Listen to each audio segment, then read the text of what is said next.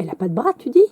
articule Gullet, la fourchette suspendue au-dessus de sa purée. « Non. »« Même pas un petit bout ?»« Non, » répète Alice. « Un tout petit bout ?»« Non, je te dis, même pas d'épaule. » Gullet plisse les yeux et fixe intensément le mur en face, essayant d'y projeter la silhouette impossible. « Pourquoi elle n'en a pas ?»« Je sais pas. » Gullet enfourne une bouchée de viande, mâche, pensive. Soudain, elle pose sa fourchette, attrape un rouleau de ruban adhésif sur la table de coupe et le tend à son frère. « Attache-moi les bras pour voir. Bien haut, bien serré. »« Là, maintenant ?»« Ben oui, pas demain matin. » Elle ramène ses bras dans son dos, ses épaules en arrière très droites. « Né Yapi Ursoun, qu'est-ce que tu fais ?» demande son père. « On déjeune, les enfants. »« Attends, Baba, juste une minute. » Alice se lève, déroule le ruban, entoure le torse de sa sœur. Gullet se précipite devant le miroir en pied. Elle se regarde, fronce les sourcils. Elle a beau avoir caché ses bras, leur sensation dans son dos l'empêche de croire à son reflet. Son cerveau fait pousser dans le miroir des bras imaginaires. « Alors, Baba ?»« Boussok Garip. » C'est bizarre. Gullet se concentre, comme à toute force, ses bras imaginaires. On dirait une souche d'arbre. Non, un menhir. Elle pouffe. Une saucisse. Oh, Gulaï, intervient le père en secouant la tête. La petite fille se dandine devant le miroir, affiche un sourire niais. Une saucisse dansante. Alice et sa mère se retiennent de rire. Baba s'impatiente. Bon, tu viens t'asseoir maintenant? Bana Birse, attire la tior. Ça me rappelle quelque chose, murmure la mère en s'essuyant la bouche. Elle recule sa chaise, se lève, écarte le rideau qui masque les machines à coudre et les rouleaux de tissu quand l'atelier devient salle à manger. Alors, les 4 Yildiz fixent le mannequin de couturière, buste de tissu sans bras, sur pied de bois que les parents habillent et déshabillent tous les jours. Les bras toujours ficelés, Gullet hoche la tête. Alice soupire. Sa mère a raison. Un mannequin Stockmann, exactement. Cet après-midi-là, chaque mouvement que fait Alice augmente la liste des mouvements impossibles à Camille. Elle a beau ôter son manteau et enlever sa veste d'un coup de dent et d'une habile rotation de la tête, pour le reste, c'est cuit.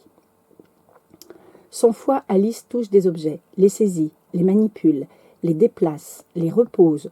On ne fait que ça dans une journée. Il s'en rend compte, bouger les doigts, les mains, les bras.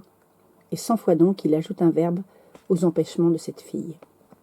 Elle ne peut pas tenir une fourchette, pas couper sa viande, pas saucer l'assiette, pas peler une pomme, pas faire la vaisselle, pas coudre, pas écrire, pas soulever de chaise, pas tourner les pages d'un livre, tailler un crayon, dessiner, taper à la calculatrice.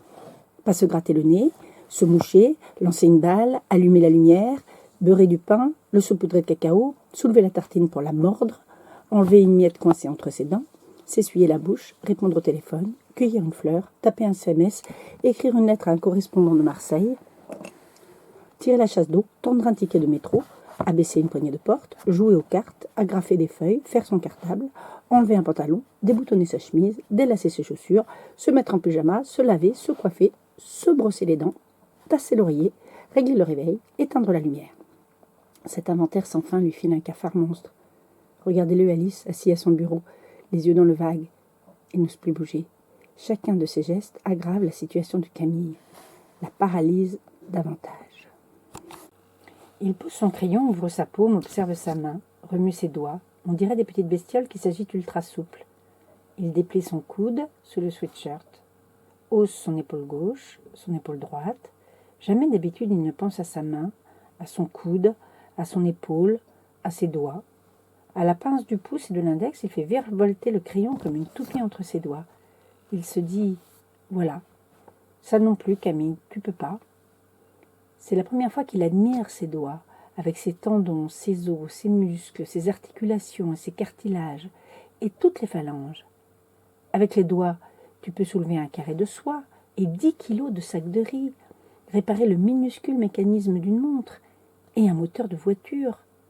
La pulpe des doigts est si sensible qu'elle te permet de deviner les yeux fermés l'épaisseur des objets, de sentir le mou et le dur, le rugueux et le doux, le chaud et le froid. Et tandis qu'il coud le bouton d'un manteau d'hiver, il se demande comment Camille se débrouille tous les jours. Se débrouillera demain, au collège, sans l'épaule, le coude, la main, les doigts, les phalanges, la pince, la pulpe. Tout d'un coup, elle lui fait de la peine, la fille aux cheveux d'incendie. Et si pas de bras, c'était pire qu'obèse. Il pose son aiguille. Il va l'aider, c'est décidé. S'asseoir près d'elle, écrire pour elle, lui filer ses cahiers, photocopier ses cours. Il a une écriture de cochon, mais il fera un effort. Juré. Le même jour, rue du 14 juillet, de retour du collège, Camille s'affale sur une chaise dans la cuisine. Elle se sent molle et triste comme ce jour de pluie. « Moi, j'adore mon maître !» affirme Sarah en croquant un graissin. Camille n'a pas faim. « Eh bien, ma chérie, ça n'a pas l'air d'aller ?»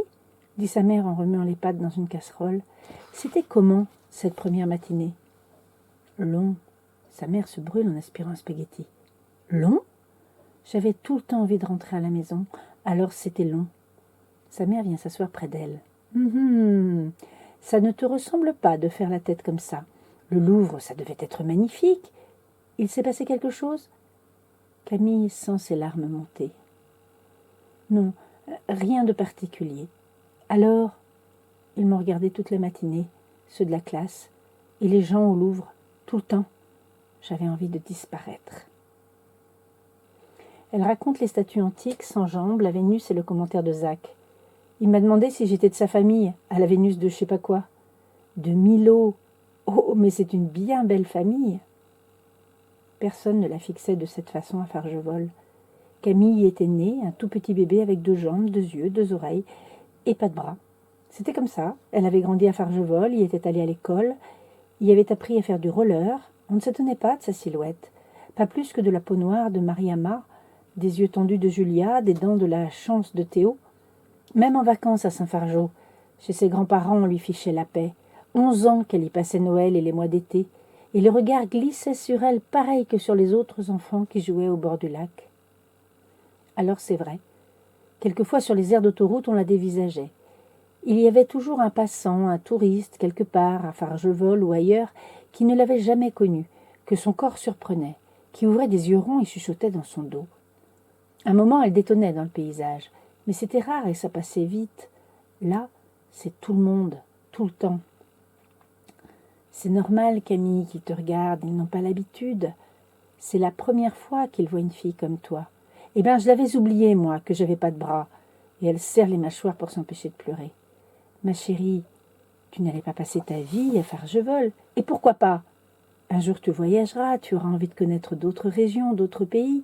Qui sait où tu vivras ? Quel sera ton métier ? Il faudra que tu acceptes le regard des gens. Je veux rester avec toi. Sa mère caresse ses cheveux roux. Sois patiente, Camille. Laisse-leur un peu de temps. Et puis tu as le même réflexe qu'eux, je te signale. Comment ça ? Toi aussi tu t'étonnes quand tu découvres un truc nouveau. Tu te souviens de la première fois que j'ai rapporté des litchis à la maison ? Tu disais qu'on dirait de la gélatine, ce fruit, et même de la morve concentrée. Et puis tu as goûté et tu adores ça. Camille sourit. C'est vrai, les litchis, elle en avalerait des kilos. Et le lapin de la vieille Roselyne avec son poil ras et ses oreilles minuscules, tu ne voulais pas l'approcher au début, tu trouvais qu'il était bizarre, ce lapin, avec sa tête de rat. 2 semaines plus tard, tu étais fourré tous les jours chez Roselyne parce que tu le trouvais tellement drôle. Sauf que je suis pas un fruit, je suis pas un lapin. Mais tu es un truc nouveau pour eux, un beau truc nouveau, de la famille, de la Vénus, de Milo. Soudain, une odeur de brûlé se répand dans la cuisine. La mère de Camille se précipite sur la casserole. « Oh zut, mes pâtes! Allez les filles, on mange! Faut que je retourne à la librairie !» L'après-midi, Camille accompagne Sarah au parc. Elle n'a pas d'autre idée pour chasser ses pensées moroses. Elle serre bien le velcro de son manteau sur le cou. Un manteau, elle est moins visible. Elle reste du côté des arbres, en retrait. Elle ne veut pas qu'on la dévisage encore. Elle regarde Sarah grimper sur l'araignée de corde, se suspendre en hurlant les joues toutes rouges.